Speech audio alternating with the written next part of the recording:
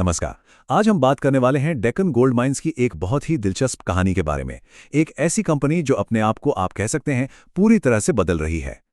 पर शुरू करने से पहले जरा इस सवाल के बारे में सोचिए, क्या कोई सोने की कंपनी 20 साल से भी ज्यादा समय तक बिना 1 ग्राम सोना निकाले चल सकती है?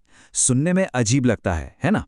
पर यही सवाल डेक्कन गोल्ड की पूरी कहानी का सेंटर पॉइंट है।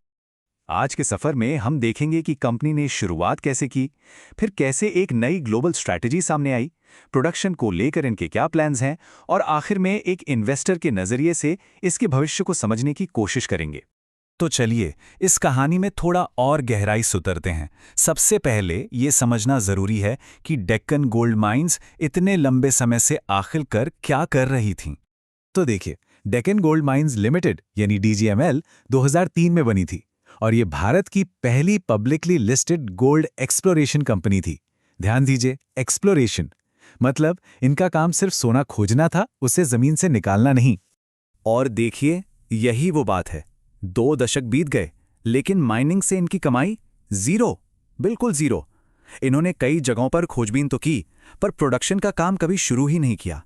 और यही तो वो पहेली थी जिसके बारे में हम बात कर रहे थे।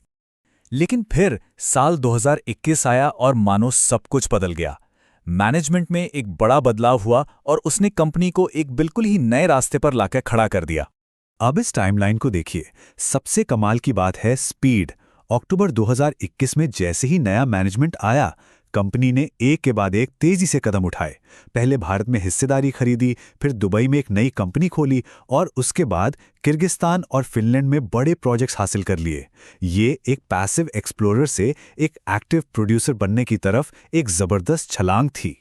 और यहीं से शुरू होता है इनके एक्सपेंशन का अगला चैप्टर। अब बात सिर्फ भारत तक सीमित नहीं थी।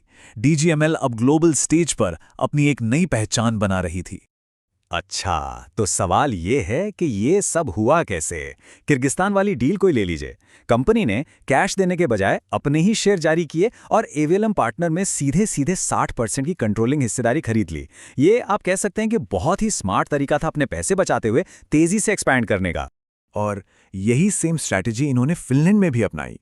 वहां भी कालेवाला गोल्ड में लगभग 32% की हिस्सेदारी लेने के लिए शेयरों का ही इस्तेमाल किया गया। इससे एक पैटर्न साफ दिखता है, कैश बचाओ और तेजी से आगे बढ़ो।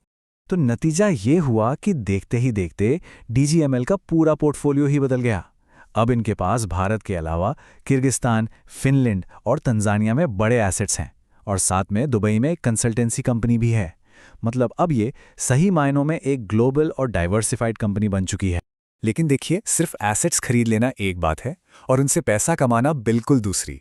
अब हम कहानी के सबसे जरूरी हिस्से पर आ गए हैं। सालों की खोजबीन के बाद अब असल प्रोडक्शन की तरफ बढ़ने का सफर। और सबसे बड़ी खबर यह है कि कंपनी के 2 मेन प्रोजेक्ट्स, भारत में जौनाबिरी और किर्गिस्तान में अल्टीन टोर, अब प्रोडक्शन शुरू करने के बहुत करीब हैं। उम्मीद है कि दोनों ही जगहों से 2025 के आखिर तक उत्पादन शुरू हो जाएगा। सोचिए, 2 दशकों के इंतजार के बाद अब रेवेन्यू बस दरवाजे पर ही है। जौनागिरी का प्लान कितना एम्बिशियस है वो इस चार्ट से साफ पता चलता है।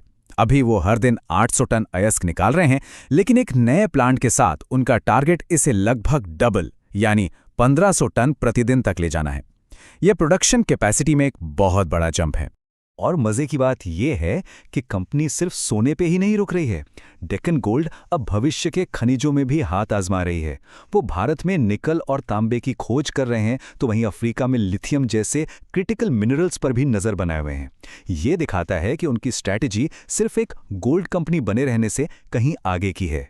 तो इतनी सारी बातें जानने के बाद एक बाहरी ऑब्जर्वर या एक इन्वेस्टर को इस पूरी कहानी को कैसे देखना चाहिए?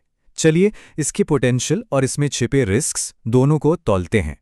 ये जो बात यहां लिखी है वो पूरी कहानी का सार है। देखिए, दुनिया भर में फैलने से डाइवर्सिफिकेशन तो मिलता है, मतलब किसी एक देश पर निर्भरता कम हो जाती है। लेकिन इसका दूसरा पहलू ये भी है कि कंपनी को कई अलग अलग देशों के पॉलिटिकल और कानूनी जोखिमों से भी निपटना पड़ता है। ये एक दो-धारी तलवार की तरह है। अच्छा, तो इस सारे एक्सपेंशन के लिए पैसा आ कहां से रहा है? ये चार्ट हमें बताता है कि वो कई अलग अलग सोर्सेस का इस्तेमाल कर रहे हैं, लोन ले रहे हैं, नए शेयर जारी कर रहे हैं और भविष्य में और भी इक्विटी से पैसा जुटाने का प्लान है। साफ है कि वो अपने बड़े प्लान्स को फंड करने के लिए जोर शोर से पैसा जुटा रहे हैं। लेकिन हाँ, सब कुछ एकदम स्मूथ नहीं है। एक बड़ा रिस्क अभी भी है। कर्नाटक में इनका एक पुराना प्रोजेक्ट गंजूर कानूनी पचड़ों में फंसा हुआ है और सरकारी मंजूरी का इंतजार कर रहा है। ये एक रिमाइंडर है कि माइनिंग के बिजनेस में देरी और अनिश्चितताएं हमेशा बनी रहती हैं। तो बॉटम लाइन क्या है? चलिए समेटते हैं। प्लस पॉइंट ये है कि कंपनी दशकों में पहली बार असली पैसा कमाने की कगार पर है और उनकी ग्लोबल स्ट्रैटेजी भी काफी एम्बिशियस है। वहीं नेगेटिव साइड पर देखें तो वो इस ग्रोथ के लिए बाहरी फंडिंग पर बहुत ज्यादा निर्भर हैं और उन्हें कई तरह के इंटरनेशनल रिस्क्स का भी सामना करना पड़ रहा है। और यही चीज हमें आज के सबसे बड़े सवाल पर लाकर खड़ा कर देती है।